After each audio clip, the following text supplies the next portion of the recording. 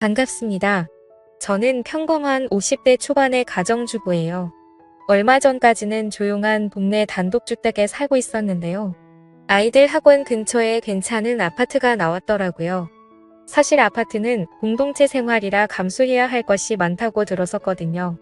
그런데 아이들도 이제 다 크니 학교 가기도 번거롭고 친구 만나러 가기는 불편해 하더라고요. 아이들 학교와 학원도 멀어서 그간 제가 데려다 주고 냈었거든요. 그래서 이차저차 남편과 상의 끝에 그 아파트에 입주하기로 마음먹었습니다. 아파트 신축 공사가 완료되자 저희는 처음으로 아파트 생활을 마주하게 되었어요. 전원 생활에서의 조용함과 안락함. 개인적인 생활에 대한 이로움은 없었지만 좋은 시설과 편리성은 정말 최고더라고요. 처음에는 위아래층 옆집의 이웃들이 살고 있는 것에 대해 영 적응이 되지 않았었는데 시간이 지나니 차츰 적응되어 가더라고요. 다행히 아파트의 소음도 괜찮은 편이었어요. 전원 생활을 할 때에는 기껏해봐야 동네 이웃들도 몇 없었는데 아파트에는 사는 사람들이 많으니 엘리베이터나 지방마트에서 종종 보게 되는 주민들도 생기더라고요. 그래서 저희 애들 또래의 엄마들과도 친해지게 됐고 아파트에서 일하시는 경비 아저씨들과도 서슴없이 인사하는 사이가 되었죠. 가정주부라서 낮에 무료할 때가 많았었는데 예전에는 집에서 혼자 책을 보거나 TV를 종일 보는 게 유일한 낙이었다면 아파트에 이사 온 이후로는 동네 한 바퀴 산책하면서 아는 엄마들과 주민들과 소통하고 지내는 게 유일한 낙이 되었어요.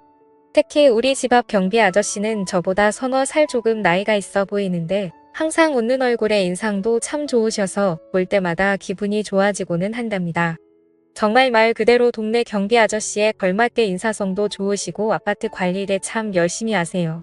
어느 날은 더운 여름날이었는데 땀을 뻘뻘 흘리시면서 수리 작업을 하시는 거예요.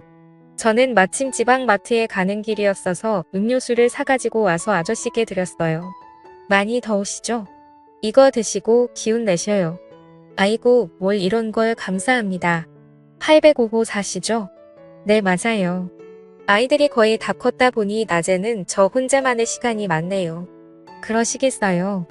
심심하시면 산책도 하시고 경비실에 오셔서 얘기 나눠보아요. 그럴까요? 제가 내일은 수박 썰어가지고 와야겠어요.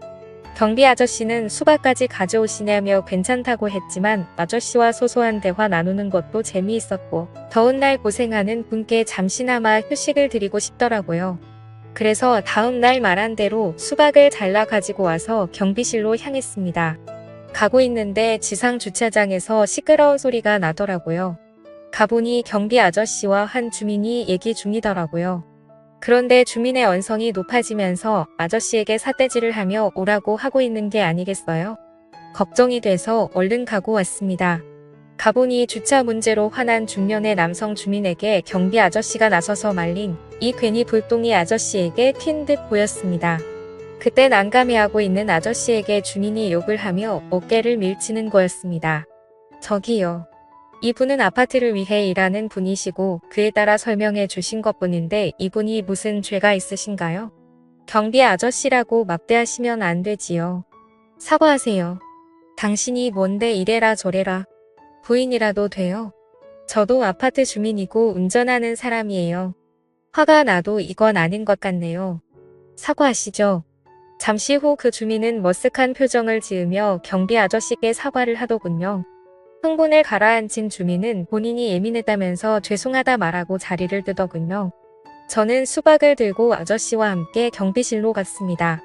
아이고, 직원 한 명이 외근 나간 바람에 혼자 있어서 일이 더 커졌었네요. 별일 아니에요. 이 일 하다 보면 이런 일 수두룩 한답니다. 아무튼 고맙습니다. 갑질도 아니고 저런 식은 지나칠 수 없었네요. 기죽지 마시고 힘내세요. 아저씨. 평소 늘 웃는 표정의 아저씨였었는데 그날은 회의감이 되셨는지 속상한 기색이 엿보였습니다.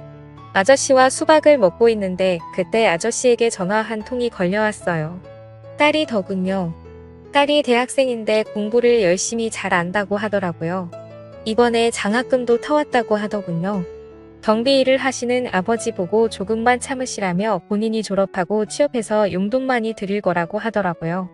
알고 보니 아저씨는 오래전부터 아내와 사별했고 딸 하나를 홀로 키웠다고 해요. 남자 혼자서 딸을 키웠으니 얼마나 고생이 많았을까요? 생각해보니 딱 하더라고요. 그리고 열심히 살아온 경비 아저씨가 대견해 보이고 응원해주고 싶었어요. 그래서 좋은 말 많이 해줬습니다. 그날 이후로 저희들은 친구처럼 더욱 가까워진 것 같았어요. 낮에 시간 나면 음식을 들고 그곳에 찾아가곤 했습니다.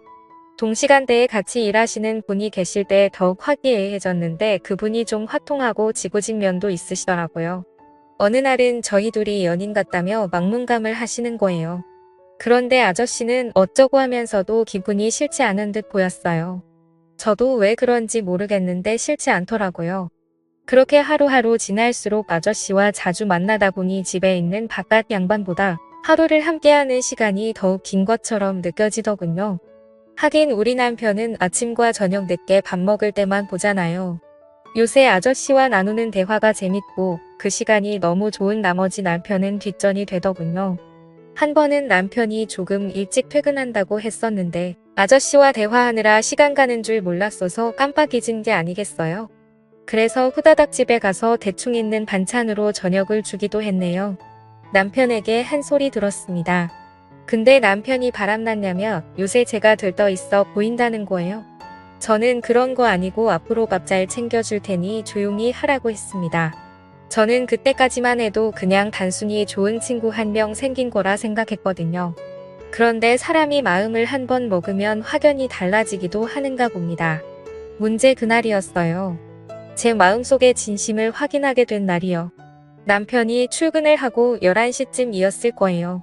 어느 때처럼 아침 뉴스를 보며 청소기를 돌리고 있었어요.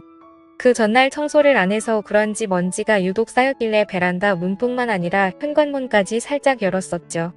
그런데 그게 화근이었네요.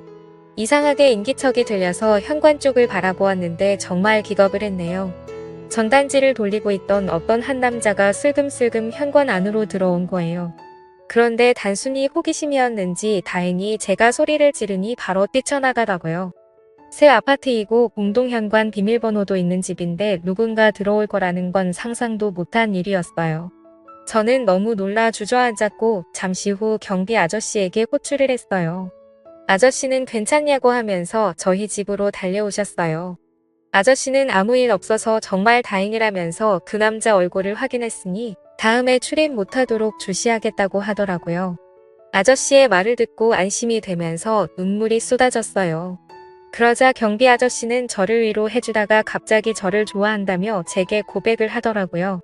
사실 저도 그 아저씨가 마음에 있었고 그 상황에 저를 위로해주는 모습에 더 마음이 가고 말았죠.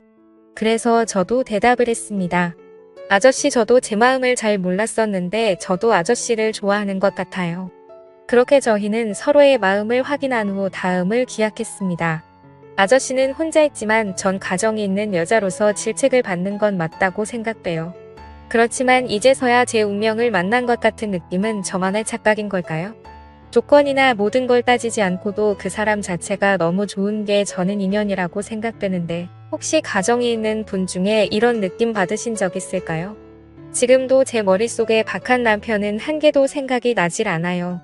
온통 아저씨만 떠오르고 제가 정신 나간 건지 그냥 연애하는 기분을 느껴서 그런 건지 정말 여러 의견 듣고 싶네요. 지금까지 제 사연을 들어주셔서 감사드립니다. 구독과 좋아요 부탁드려요. 감사합니다.